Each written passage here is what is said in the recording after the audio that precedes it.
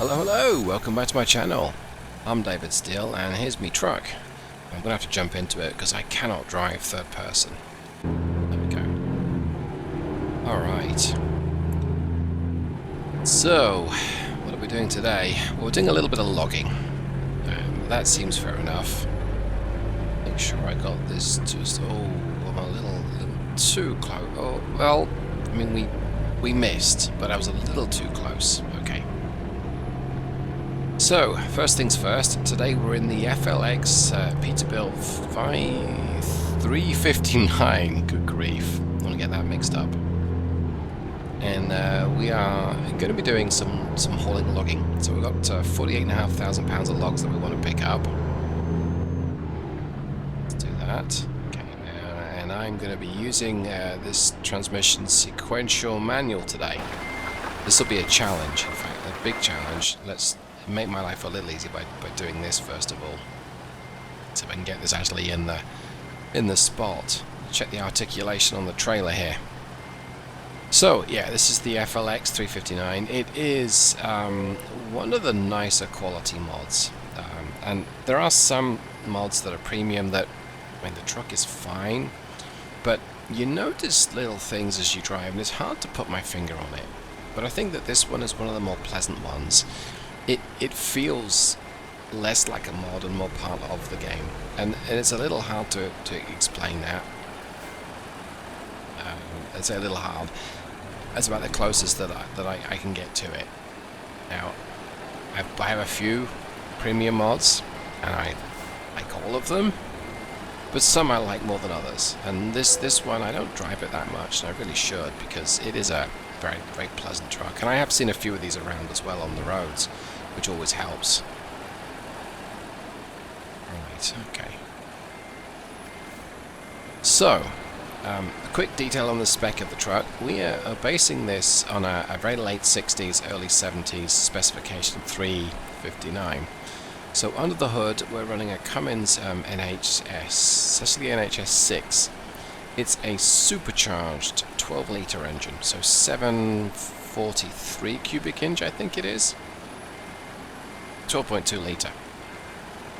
This is the 290 horsepower version. Now, the version most commonly seen appears to be the 275, but we've got the slightly updated spec, or slightly higher spec model version here. Kind of made a bit of a mess of this. I've tried to multitask and failing. Or maybe I haven't made that too bad a disaster of it. Let's see. Yeah, I have. Okay. Alright, let's try that again. We're losing daylight here, of course. We're burning through daylight. And I should really have my lights on, like so. And I suppose my hazard warning lights on as well, but the annoying clicking noise gets a bit of a pain after a while. Right, come on. Surely we can get it in this time. Fine. I'd have thought that having on those flashing lights would have helped.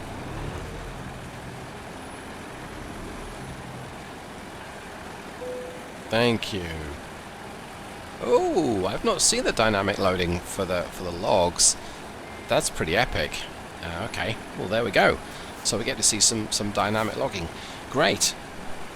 So whilst it loads, yeah. So under the hood is the an NHS, it's an NHS-6. So it's the 12-litre. It's 290 horsepower version, so quite a powerful engine for 1968, 1969. It has 778 foot-pounds of torque. So it's not got anything like the same amount of torque that a modern engine would have. And it's supercharged, so you don't have things such as turbocharger lag. But instead, you've got, relatively speaking, lots of low-down torque. Right, that's got me loaded. There we go. That was pretty nifty. I hadn't seen that before. That was very cool. Okay. Right, let's go there. So, let's see. My route out of here would appear to be on the left.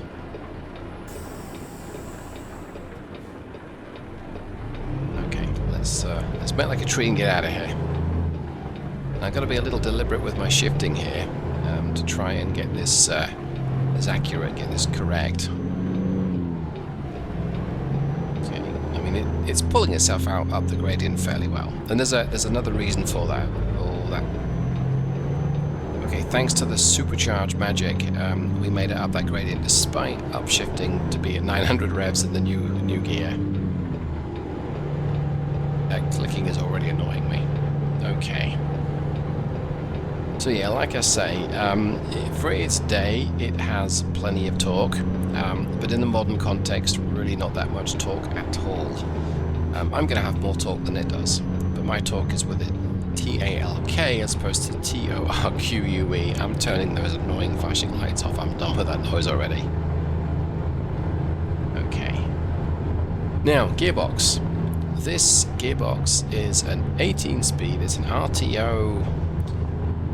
I think it's a 15618. So this is a transmission that Zach sent to me. Zach sent me a few.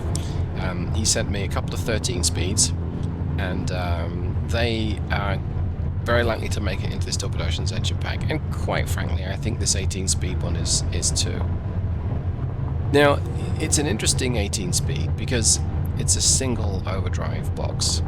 And in fact, the 13 speeds are as well, and I won't go into too much detail here. But it's a sort of 1980s spec gearbox in the sense that it's very close ratio at the high end, and that's a good thing. What that means is you shift down from your overdrive gear to your direct drive gear, and the direct drive gear was considered a good, strong pulling gear. And I don't mean chatting up the girls at the local truck stop, not that kind of pulling. If you're American and you're thinking, what am I on about? Don't stress it. But no, from the sense that you've got plenty of torque and power to climb up those gradients. Well, with this gearbox, the gap between top and one down from top is a lot tighter than typically the direct drive gear and the overdrive, the top overdrive in a modern gearbox. Get my speed under control. Oh yeah, it's a little slippery here.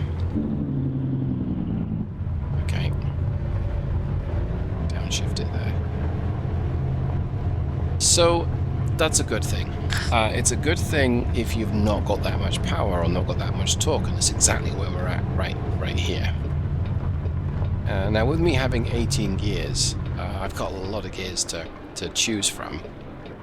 And I may end up using this thing automated because there's just the constant tapping gets a little pain after a while. Now, I've switched to a different interface showing at the top here. And you can see my gear I've selected is at the top. It's C1, that's crawler 1. I think we're good here.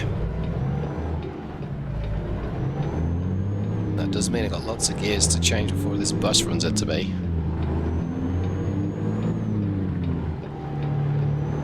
Okay, we made it out there without the bus running into me, which is good. Alright, let's go. So I'm block shifting, I'm skipping 2 gears.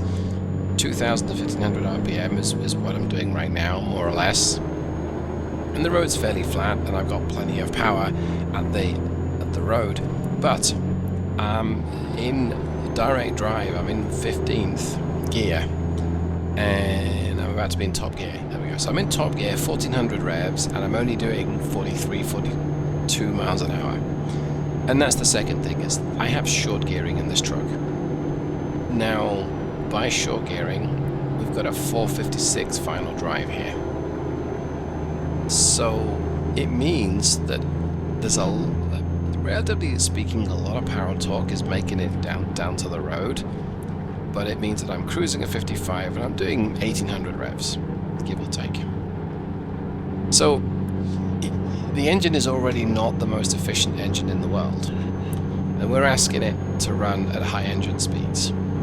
And so this specification machine is not exactly the most efficient going around. So this trip in summing with a more modern engine, I mean, hey, I suppose if we're looking at an MX-11 maybe, or an MX-13, and we had 400 horsepower, give or take, we could be cruising along at 1,000 revs at 55, and we'll be getting way higher miles per gallon numbers. Would we have the same character? I mean, no, I don't think so. Whoa. We probably wouldn't be driving all over the... Whoops. Whoopsie. All over the road either. Yeah, I should kill my speed, not deer, elk, small childs. I don't mind a Tesla though. So so let's temper my enthusiasm for describing the engine and its nuance, and let's get on with driving it as well. Okay, so I'm at full power going up this hill and lugging it down to 1400 revs, and it's doing okay. Let's go ahead and shift up. There we go. Back up to full, speeding. Okay, I gotta remember my speed limit is actually now dropping to 35. Okay, let's see if we can hold that. Stay green, stay. I'm going. It was green, officer. Didn't get fined. I just missed my turning though, but I did get fined. Okay, so we've established that my driving is not the most proficient when I'm trying to narrate what's going on at the same time. Was my fuel half a tank? Okay. Let's try and get back up to 35, I think. Oh, it's okay. We're turning off here anyway. It's fine. No big deal. No bother the big yin. Okay, yeah. So the short gearing, it means it's a busy sounding truck, and it also means that you've got lots of gear changes to do. Lots of gear changes. Now, of course, the point of logging is you need that power.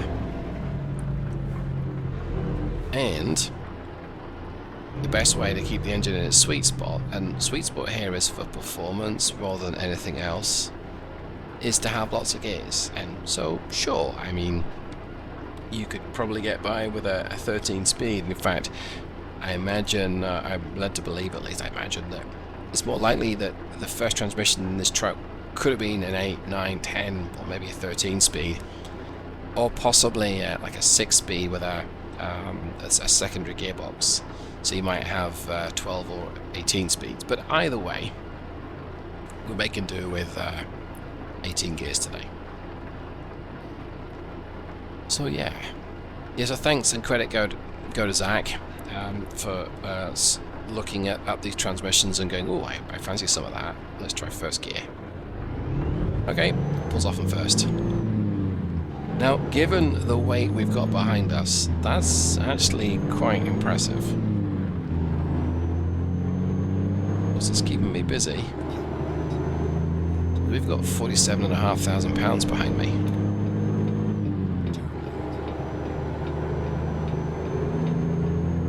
And I thought it would struggle a bit more than this, to be fair, but I guess not. But okay, I'm going to go through the gears one by one now.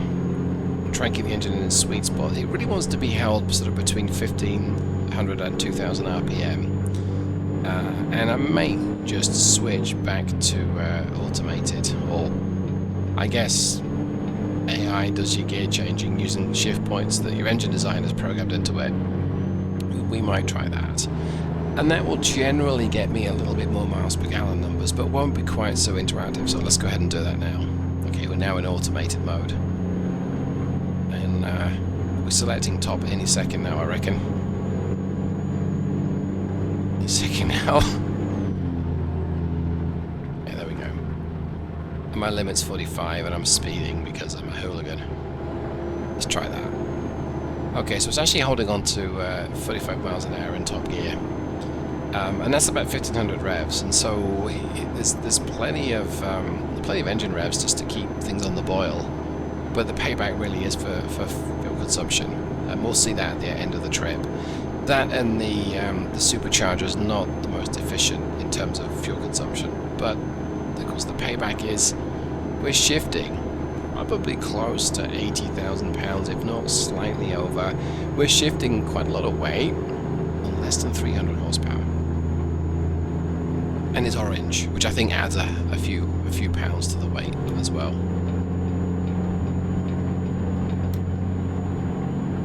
So I wouldn't say acceleration is amazing, but I don't think it needs to be.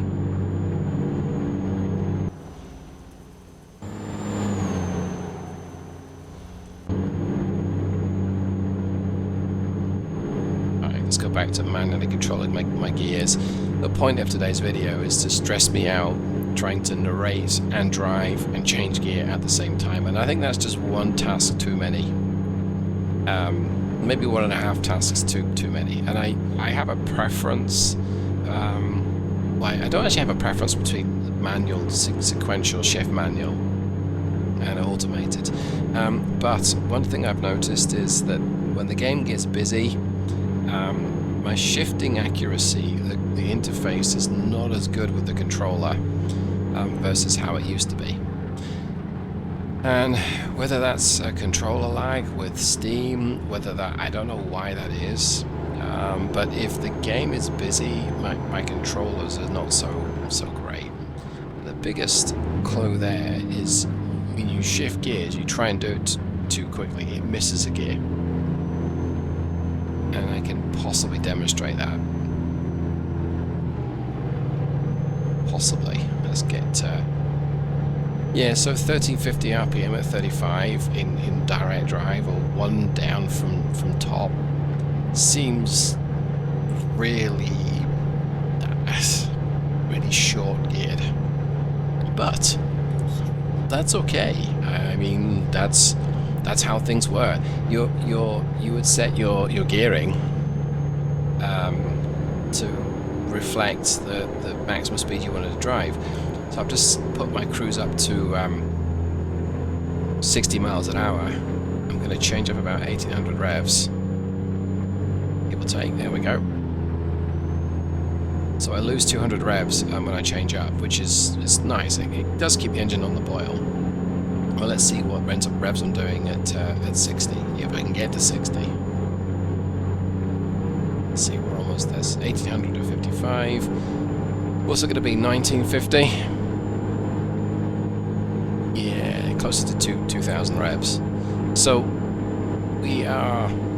this is not going to be an efficient speed to drive at in terms of fuel consumption, but it's hauling a lot of weight at 60 miles an hour. I mean, what more could you ask for? And if this were an urgent delivery, you'd need this kind of performance. We're actually overhauling whatever's ahead of me, so we'll tap that down to 55. There we go. And I think that's one of the reasons why I've found American Truck Simulator so enduring and engaging over a number of years now, and that is, you know, you get used to driving, especially if you don't mod the game. You drive the game as it comes, or as standard for years, and you get used to, at this speed, I might be doing 1300 revs if I'm using the stock 10-speed automated box. And that feels a little busy. And you jump into something older, and this immediately feels broken and wrong. Why am I doing 1800 revs at 55? And so if you try and use the standard transmission, it doesn't work. It just doesn't work the way that you think it should, because your thought process is wrong. So, bit of digging, bit of reading, bit of searching around, and you discover that, well, you see, now back in the day, you'd set your governor at maybe 65 miles an hour. So if you're going to do 65, your engine is just under or out the governor. And your governor became your cruise control, which is like, really? And so yeah, if you wanted to drive along at 65 on the interstate, you were at 2100 revs, or whatever your governor happened to be. A bit different these days. As for the gearbox, that wonderfully close set of ratios really does help these older engines. They can have quite a broad power on torque band, but you generally need to rev them a little bit. And of course, the higher the revs you need, if you have wide gears, if I were to go from 1800 revs to 1200 revs when I'm changing up, that would be, well, troublesome. No, I don't get away, that's a shame. you'd lose a whole bunch of your power. In fact, most of your power when you go to change up, and that would mean your progress is very disjointed and very stunted. Nobody wants stunted hauling, right? Okay. I need to be manually control the shifts to try and get my gearing right. So 9th gear is probably too high. 8th is too high. We'll try 6. 6 is still too high, but it's pulling it. So there we go. So yeah, I gotta slow right down. That's the other trick of the old trucks. You cannot drive around at the sort of speed that you would if you were using an automated box. You have to give yourself time to change gear. At least you should. And of course, if you commute to work, you don't generally find that other traffic gives you the patience, the time to be able to drive like this. So it's a different way of thinking, different way of driving, and yes, I think that's why I find ATS so enduring. Well, I'd hoped to get there for 7 o'clock, which is just turned now, and we're almost there. We'll go ahead and short shift it there, so that's put me up to 1300 revs. What was that white car? She's just gone around me, sunshine. Practically here. And all said and done, this was a really pleasant experience. Yes, very short in the gearing, but really doesn't feel like it's disadvantaged from a power perspective. And I don't suppose it should, because that short gearing gives it plenty of output at the road, just not at high speed. Let's try and manage my deceleration a little better here.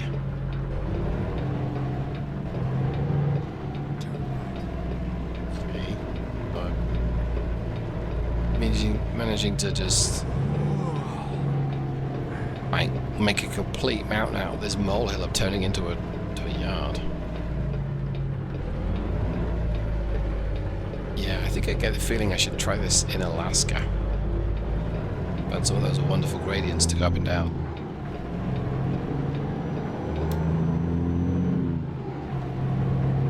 Okay, speed limit of 15, and I'm nearly at 15. I see where I'm supposed to go. Okay.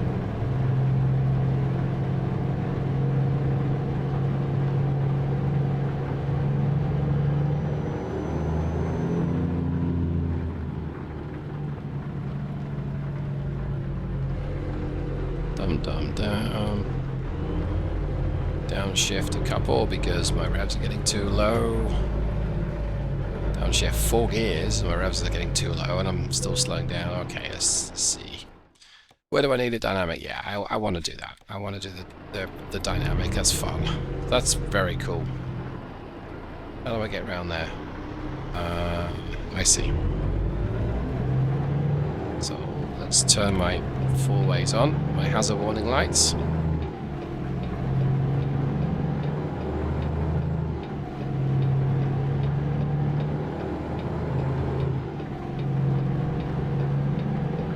Check.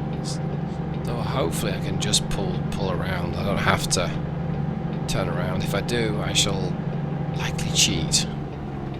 Cheat's the wrong word. Oh, straight over those dods of wood. Whoopsie.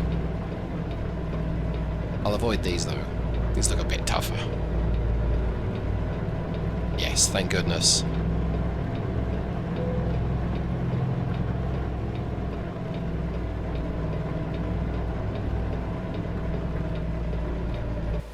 We will switch the external view. I don't need the external view, and I will just use the automated gear shift points here, because I'm just gonna mess it up getting into position.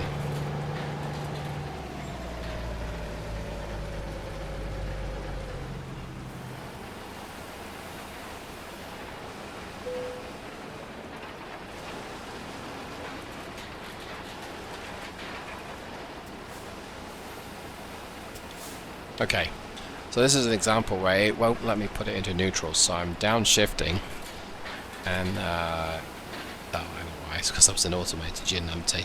Okay, well, fair enough. Right. Well, so yeah, hopefully you enjoyed that. Hopefully you got something from it, and the dynamic loading is especially cool. I wasn't necessarily expecting to see that, but yeah, that's fabulous. So yeah, this is the FLX Peterbilt 359. I've had it a while. I enjoy it. I just don't drive it that much.